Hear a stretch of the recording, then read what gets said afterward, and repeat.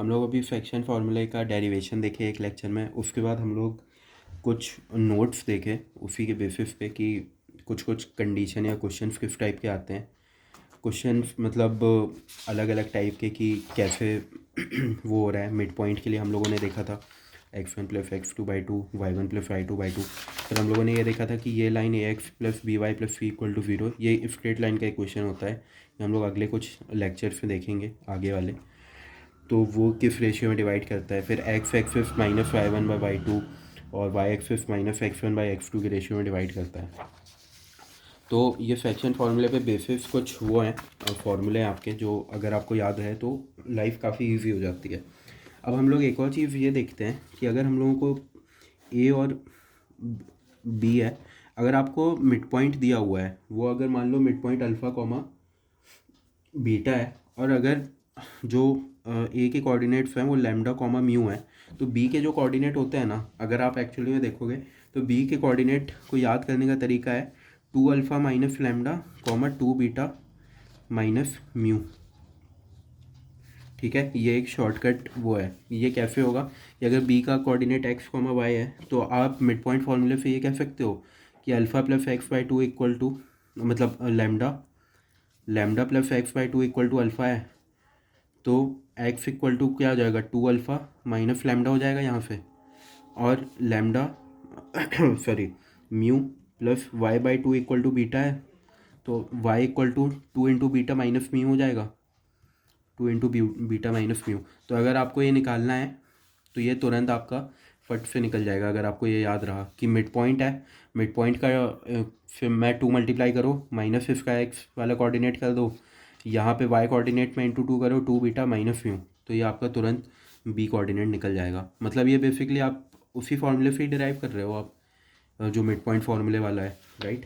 तो ये एक और छोटी सी शॉर्टकट ट्रिक है। अब आपको ये एक हम लोग कुछ प्रॉब्लम्स देखते हैं। अब एक प्रॉब्लम ये है कि आपको ये बताना है कि एक पॉइंट है 5, -2 और एक पॉइंट है 9, 6। आपको ये बताना है उस पॉइंट का कोऑर्डिनेट जो 3:1 के रेशियो में डिवाइड कर रहा है। तो निकाल लो आप। ये मान लो x, y है, तो वो हो जाएगा 3 × 9 27 + 1 × 5 5 बाई 3 + 1 हो जाएगा 4, राइट। 27 + 5 हो जाएगा 32, 32/4 हो जाएगा 8। y क्या हो जाएगा 3 × 6 18 + 1 × -2, तो -2, मतलब 18 - 2 बाई m + n 4, तो ये 16/4 इक्वल टू ये हो जाएगा 4। तो आपका ये पॉइंट आ गया 8, 4। मतलब जो लाइन है 5, -2 और 9, 6 पॉइंट को जोड़ने वाली, तो एक पॉइंट P उस पर लाई करेगा 8, 4, जो उसको 3:1 के रेशियो में डिवाइड कर रहा है, ये 8, 4। अगर आप ये हम लोग डिफरेंस बिटवीन 2 पॉइंट्स पढ़े हैं, अगर आप इसकी डिफरेंस निकालते हो AP की, और अगर आप PB की डिफरेंस निकालते हो, तो आप दोनों का रेशियो लोगे तो वो 3:1 के रेशियो में ही आएगा। वो आप करके चेक कर सकते हो। अब यहाँ पे आपको ये बताना है, एक और प्रॉब्लम ये है कि आपको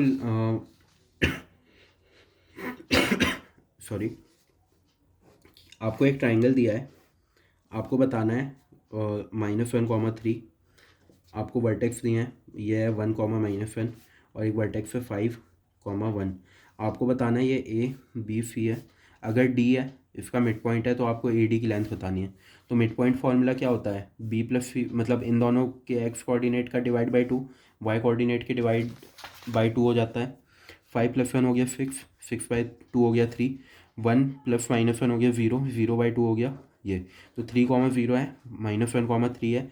इन दोनों के बीच का अगर आप डिफरेंस निकालोगे तो -1 - 3 का होल स्क्वायर + 3 - 0 का होल स्क्वायर। तो -1 - 3 क्या हो जाएगा -4, -4 का स्क्वायर क्या हो जाएगा 16, 3 - 0 है 3, मतलब 3 स्क्वायर हो जाएगा 9, तो 16 + 9 हो जाएगा 25, तो √25 = 5।